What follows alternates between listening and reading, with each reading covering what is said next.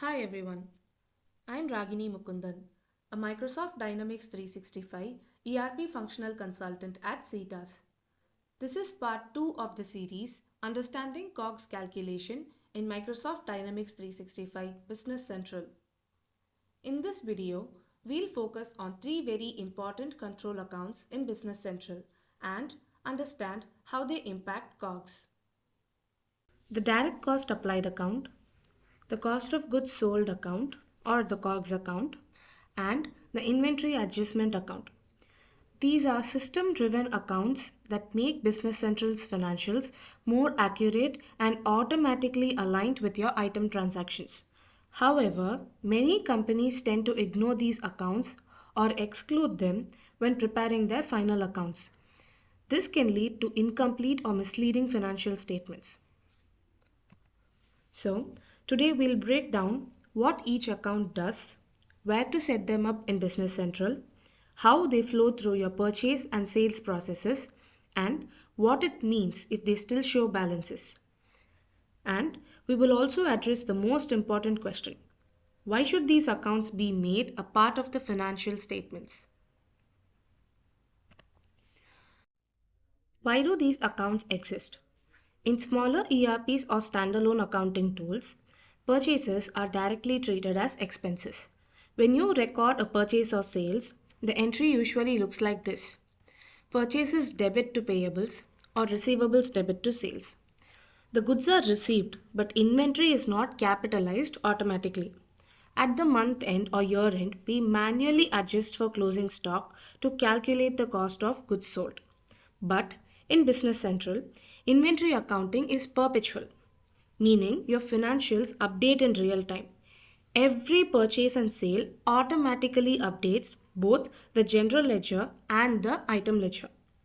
To achieve this, Business Central uses three bridge accounts: the direct cost applied account, which connects the purchase and inventory; COGS or the cost of goods sold account, which connects the sales and the inventory; and the inventory adjustment account.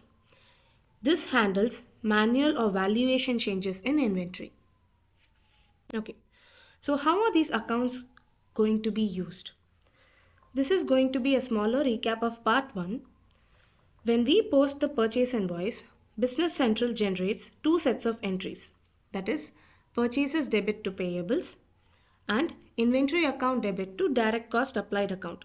Here, the direct cost applied acts as a temporary offset between purchases and inventory.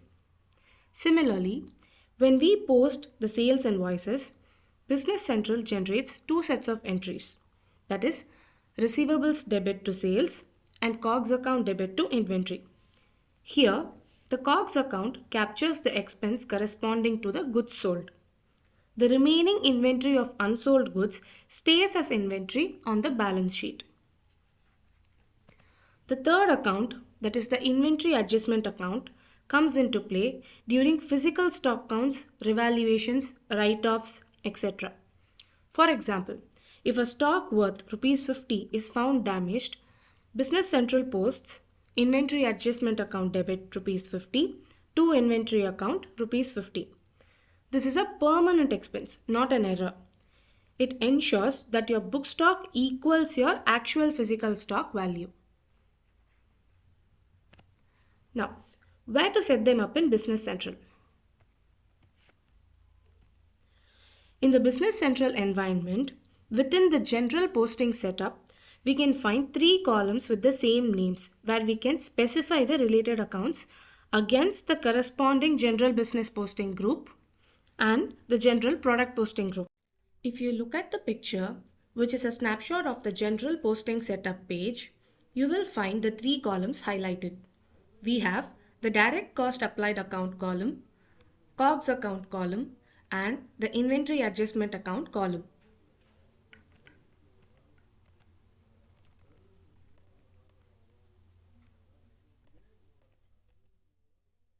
Why should these accounts be a part of the financials?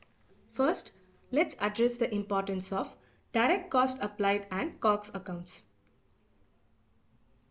In Business Central, the direct cost applied and COGS accounts aren't just system accounts. They are what make your financials accurate. Here's why. When you post a purchase, in addition to the usual entry of purchases debit to payables, BC also passes inventory debit to direct cost applied. That means the value of the goods go to your balance sheet and the direct cost applied account offsets the expense of purchase. So it doesn't hit your PL yet. Now, if the direct cost applied account wasn't there, your purchase would directly hit the PL as an expense, even though you still hold the goods. That means your profit would drop even before the sale happens. And this violates the matching accounting principle because cost becomes an expense only when the goods are sold, not when purchased. Direct cost applied offsets this, ensuring that no expense is recognized until the goods are sold. Similarly, when you post a sales, in addition to the usual entry of receivables debit to sales, BC passes COGS account debit to inventory. If the COGS account is missing, then only the sales revenue appears in the PL. Without a COGS account in the financials, you will report a fake profit since the cost of those goods are hidden. Your trading account also won't tally since the expense side of it is missing. Let's discuss this using an example. If you buy goods worth ₹1,000, these are the entries the system will pass. Purchases account debit 1,000 to supplier account ₹1,000 and inventory account debit 1,000 to direct cost applied account ₹1,000. Here, your supplier and inventory accounts belong to the balance sheet and your purchases and your direct cost applied account belong to the income statement. So effectively, the PL stays at 0 since your purchases is debited by 1,000 and your direct cost applied account is credited by ₹1,000. When you sell goods worth ₹600 for ₹900, your customer account is debited by ₹900 and your sales account is credited by ₹900. Your COGS account is debited by 600 and your inventory is credited by 600. Now the expense gets recognized correctly, matching the revenue from sales and the cost in the same period. The ₹400 difference between the direct cost applied and the COGS represents the goods which are still in stock. So we have correctly accounted for everything so far. Let's look at things from another perspective. That is, when these two essential accounts, direct cost applied and COGS, are removed from the financials. If you remove the direct cost applied from your financial statements, your purchases look like an expense of ₹1,000, while only ₹600 is actually sold. So, your profit and inventory both go wrong. First, your PL goes wrong because you have a purchase expense of ₹1,000 and your direct cost applied is not shown anywhere. So you have a net purchase expense of 1,000. We still have the goods in our hand. There is no loss yet, but PL is still showing a loss of ₹1,000. Second, your balance sheet also becomes confusing. Inventory is correctly accounted by a debit of ₹1,000, but PL has already taken a hit of ₹1,000 as expense. This causes a double impact, that is, a double debit with no corresponding credit. Your inventory increases by ₹1,000 and your expense also increases by ₹1,000. Essentially, your PL is lying, showing a loss that never happened. Similarly, if you sell goods costing ₹600 for ₹900, the following entries will be posted by Business Central. Customer account debit 900 to sales 900 and then the cost entry, which is COGS debit ₹600 to inventory 600. Now, if your COGS account goes missing, your PL shows only the sales, not the cost. You have a sales revenue of ₹900. Your COGS is missing. This will result in a gross profit of ₹900, which is wrong. Your actual profit should be sales, which is 900, minus COGS of rupees 600, resulting in a gross profit of rupees 300. But your books show a profit of rupees 900, which is wrong. Your balance sheet is also wrong because of the impact of the wrong gross profit of 900. Now, if we see the combined effect of both the missing direct cost applied account and the missing COGS account, we have a purchase expense of rupees 1000 because the direct cost applied account is missing. COGS account is also missing from the PL. We have a sales of rupees 900.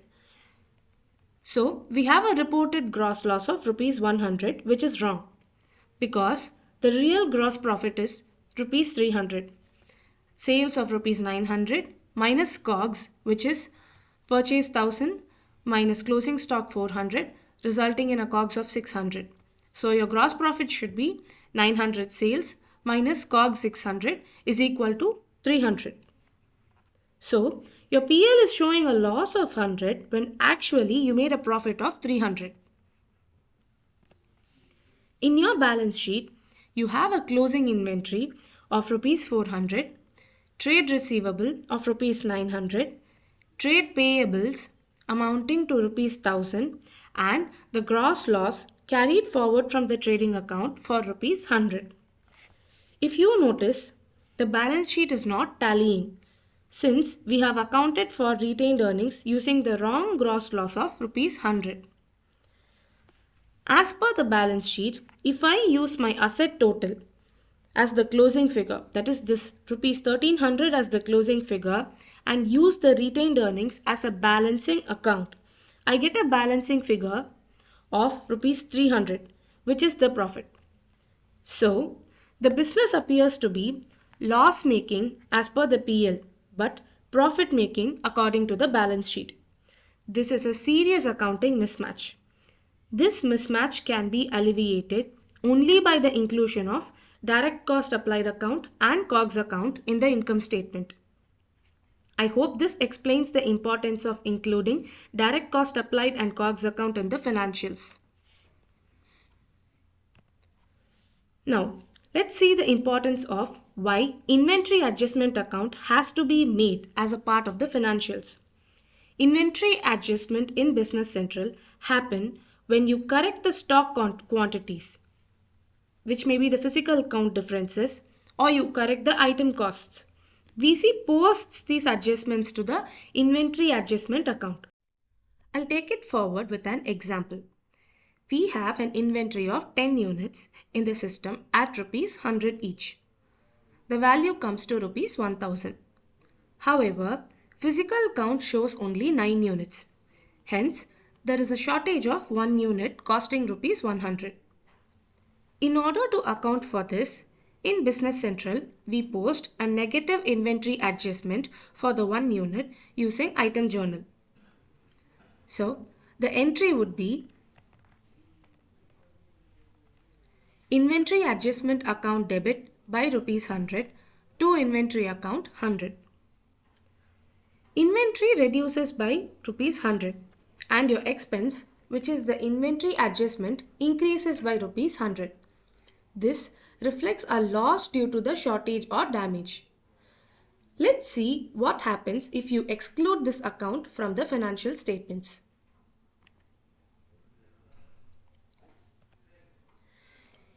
Inventory decreases, but the matching expense is not visible anywhere in the PL.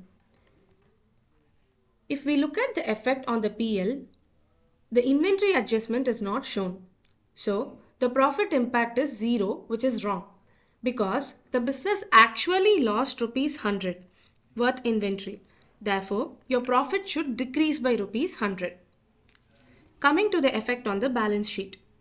Your inventory is reduced by rupees 100, because of which there will be an excess balance of rupees 100 on the equity and liability side.